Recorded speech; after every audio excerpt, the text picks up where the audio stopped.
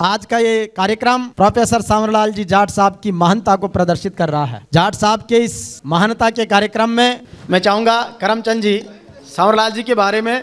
आदरणीय प्रोफेसर सांवरलाल जी साहब को हृदय से श्रद्धा सुमन अर्पित करता हूँ।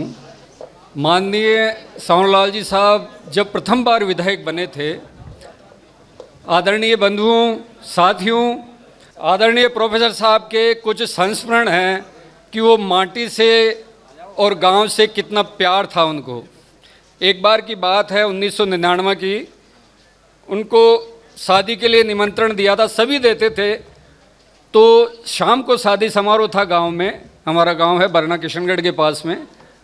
तो साहब शादी से 2 घंटे पहले आ गए और आके नीचे बिल्कुल बैठ गए, बिल्कुल नीचे धरातल पे। पता लगा कि साहब आए हैं और हम दौड़ के गए कि मंत्री जी आ गए हैं।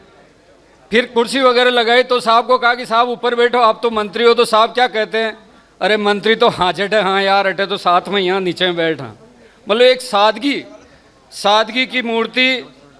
ऐसे ही एक बार सन 2005 3 से 8 तक वो मंत्री थे, जल संसाधन मंत्री थे। तो राजस्थान विधानसभा का मानसून सेशन था, शिवजी वगैरह थे, उनके स्टाफ में थे एक्टिंग में। तो विधानसभा में बहस छिड़ी थी कि राजस्थान की जनता को पानी कैसे पिलाएंगे। 2005 शायद जुलाई अगस्त की बात है। विपक्षी सदस्यों ने भी मुद्दा उठाया कि पानी उन दिनों मानसून थोड़ा देर से आया था। तो सांवरलाल जी से सभी ने कृष्णों की बौछार की, राजस्थान की जनता को पानी कैसे पिलाएंगे, वहाँ पानी नहीं है, वहाँ पानी नहीं है। तो सांवरलाल जी का एक वाक्य था उस रिप्लाई में कि जब ईरान इराक से लाके और यहाँ के वाहनों में तेल भर सकते हैं तो पानी क्यों नहीं पिला सकते यहाँ की जनता को।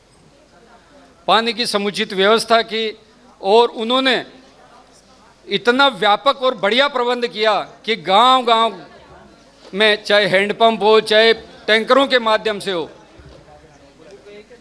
इसी के अलावा जब सांवरलाल जी का अजमेर में टूर होता था उधर, तो उनकी जो भी ड्यूटी में होते थे, जो प्रशासन के लोग होते थे या पुलिस के होते थे, तो इंतज़ार करते थे कि माननीय मंत्री जी इधर से आएंगे। एक प्रेम का प्रतीक था उनका।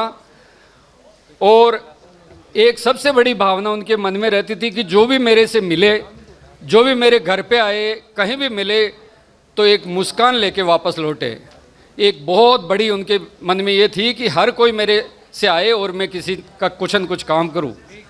ये कुछ बातें थी। और भी कई संस्मरण थे जो उनके याद आते रहते हैं। साहब को पुनः बहुत बहुत श्रद्धांजलि और आप सभी को प्रणाम। राम राम साहब।